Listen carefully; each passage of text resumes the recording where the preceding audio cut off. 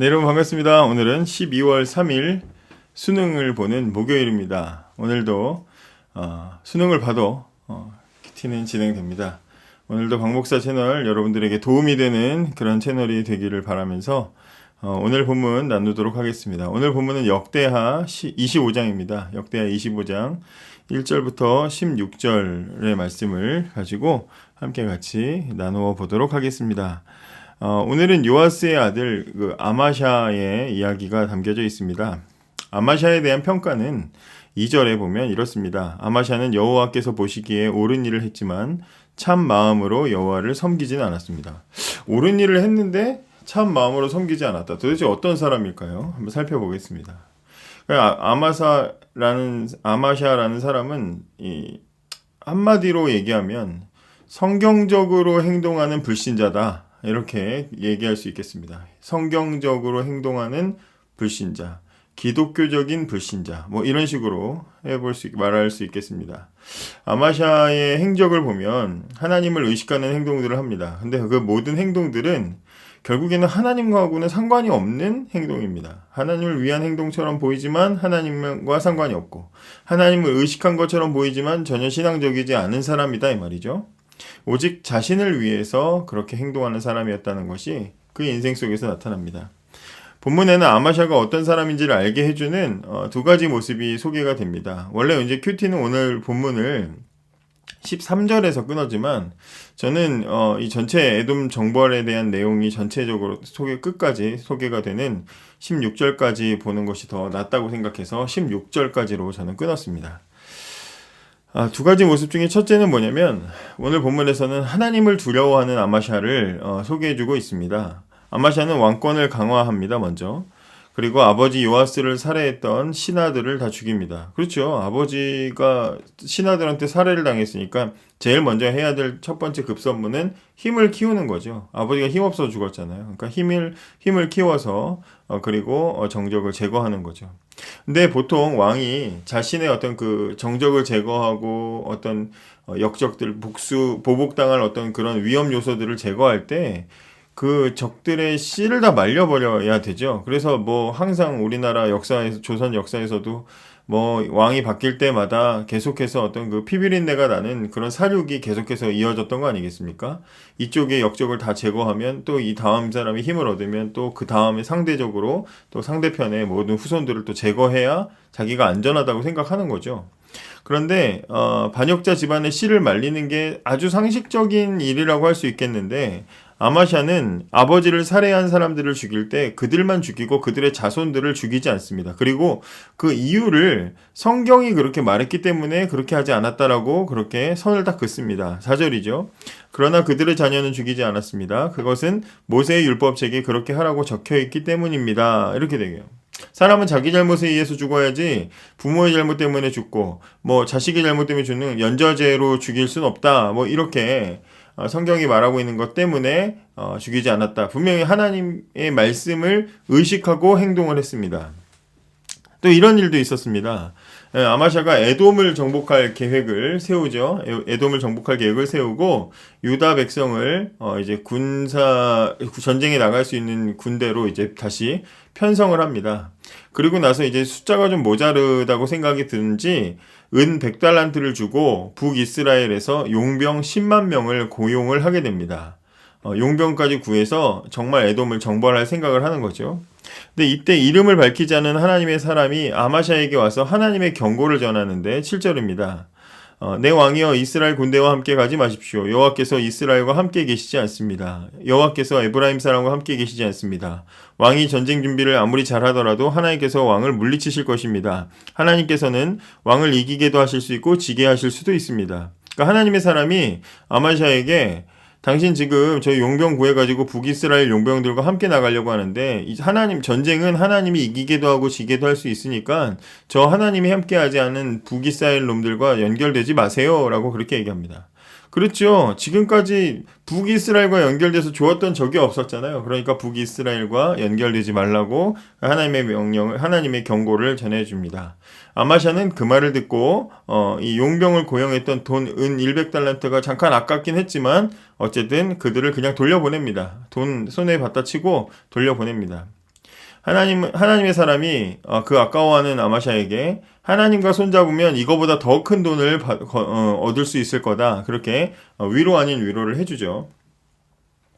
이제 그게 9절과 10절에 나와 있습니다. 그때 이제 돌아가면서 북이스라엘의 용병들은 굉장히 이제 화를 내고 돌아가면 아마 이 북이스라엘 용병들이 나중에 했던 행동들을 봤을 때 이 북이스라엘 용병들은 아마샤랑 함께 같이 에돔 정복 전쟁에 나가서 전리품에 이제 욕심을 냈던 거죠. 그래서 이제 전리품을 많이 좀 구해 오려고 나섰다가 전쟁에 나가지도 못하고 돌려 보내니까 짜증이 났겠죠. 그래서 나중에 이제 돌아가는 길에 유다 마을들을 막 습격해서 거기서 물건들을 빼앗아 갑니다. 유다가 이 에돔을 정복하려는 것은 이 에돔을 통해서 홍해를 통한 이 홍해까지 이어지는 이 무역로를 확보하려고 하는 겁니다. 그렇게 되기만 하면 뭐 100달란트가 문제겠습니까? 훨씬 더 어떤 경제적으로 아주 큰 이익을 얻을 수가 있는 거죠. 그래서 이제 그런 부분에서 하나님의 사람이 그런 이제 이야기를 해준 거죠. 그 사이에 이제 아마샤는 용기를 내고 자기 그 유다 군대만 이끌고 전쟁에 나갔는데 크게 대승을 하게 됩니다. 11절과 12절이죠. 아마샤가 용기를 내어 자기 군대를 이끌고 에돔 땅에 있는 소금 골짜기로 나갔습니다. 아마샤는 거기에서 세일 사람 10,000명을 죽였습니다. 그리고 유다 군대는 또 10,000명을 사로잡았습니다. 유다 군대는 사로잡은 사람들을 낭떠러지 꼭대기로 끌고 가서 떨어뜨렸습니다. 그래서 그들의 몸이 으스러졌습니다. 뭐 엄청나게 전쟁에서 이기게 됩니다. 걱정했던 것과는 달리 엄청나다가 아주 과하다 할 정도로 이제 전쟁에서 큰 승리를 거두게 되죠. 아마샤는 분명히 하나님 말씀을 두려워하는 사람이었고요. 하나님 말씀이나 하나님 보내신 사람의 경고도 순종할 줄 아는 그런 사람이었다는 면모를 분명히 오늘 본문이 보여주고 있습니다. 아마샤는 분명히 성경을 근거로 행동하고 판단할 수 있는 사람이었고요. 또 하나님의 말씀에 듣고 따를 수 있는 사람이었다. 이게 분명히 보여줍니다.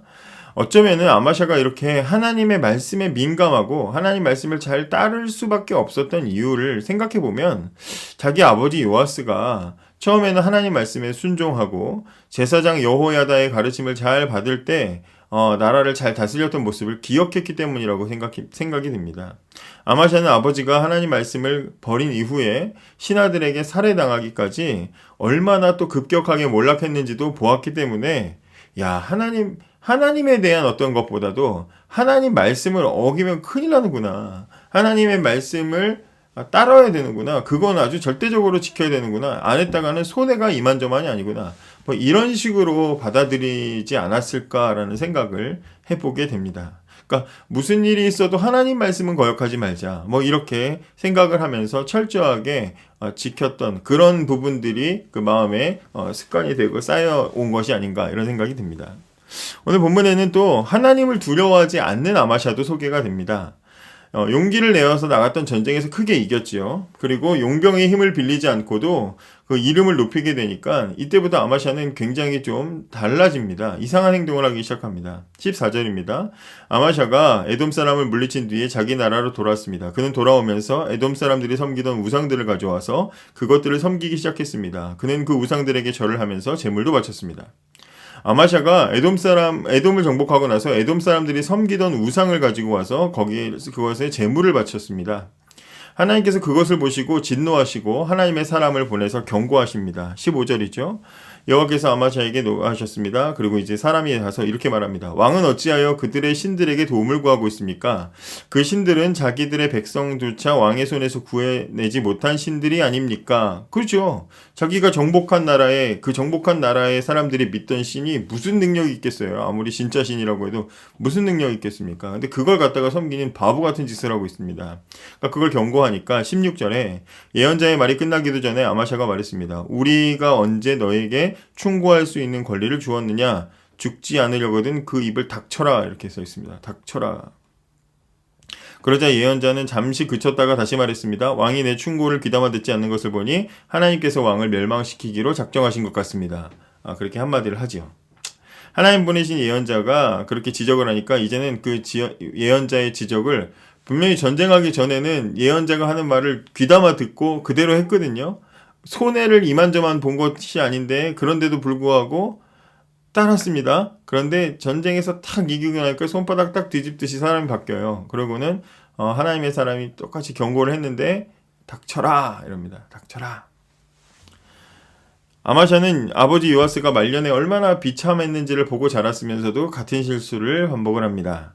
아마샤는 하나님이 무서운 줄도 알았고요. 하나님 말씀이 얼마나 무섭고 엄중한지도 알고 있었지만 정작 왜 그럼 하나님을 섬겨야 되는지, 왜 그렇게 해야 되는지, 왜 하나님 말씀을 순종해야 되는지에 대해서는 생각하지 않았던 사람인 것 같습니다.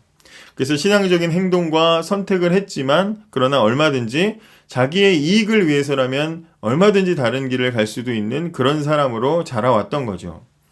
종교의 몸은 아주 익숙해서 종교와 기독교 어떤 그 기독교 문화에 몸은 익숙한데 마음은 전혀 하나님과 무관한 사람, 기독교적인 불신자가 바로 이 아마샤라는 사람의 대표적인 모습이라고 할 수 있습니다. 우리 중에도 그렇죠. 기독교 가정에서 자랐거나 어떤 기독교 문화나 영향력 안에서 살아온 사람들 있습니다.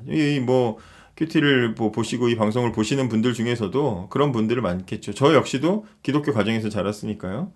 그러다 보면 우리가 사는 모든 문화와 행동들은요, 다 자연스럽게 기독교적으로 됩니다.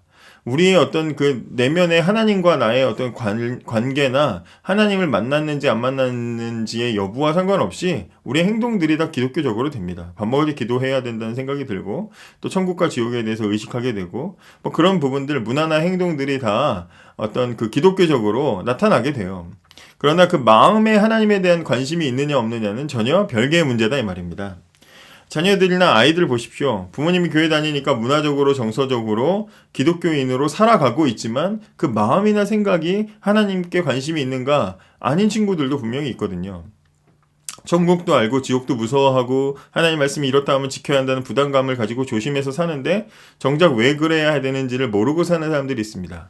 어릴 때 학교에서 친구들 중에서도 교회에서 봉사하고 막 다 해요. 다 하는데 그렇게 애가 술, 담배를 하는 거예요. 그래서 제가 이제 너 자꾸 그렇게 술, 담배 하면 하나님 그거 기뻐하시겠냐? 이제 제가 그렇게 또 했어요. 그렇게 얘기를 했어요. 그랬더니, 그런 말 하지 말래요. 제가 이제 그때 별명이 목사였는데, 목사 네가 그런 말 하면은 지옥 갈까봐 무섭다는 거예요. 그런 말 하지 말라는 거예요.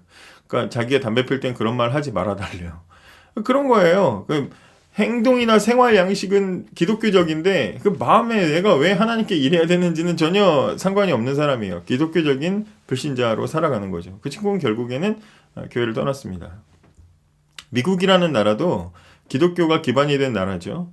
그런데 문화만 기독교지 정작 기독교와 전혀 상관이 없는 사람들이 이 사람들의 모습들이 얼마나 많이 있습니까? 결혼도 기독교식으로 하고 장례도 기독교식으로 하고 모든 선서도 성경책 얹고 하고 뭐 그런 어떤 기독교적인 문화가 분명히 있는데 그렇다고 해서 그 사람들이 정말 기독교인이냐? 그렇지 않단 말이죠.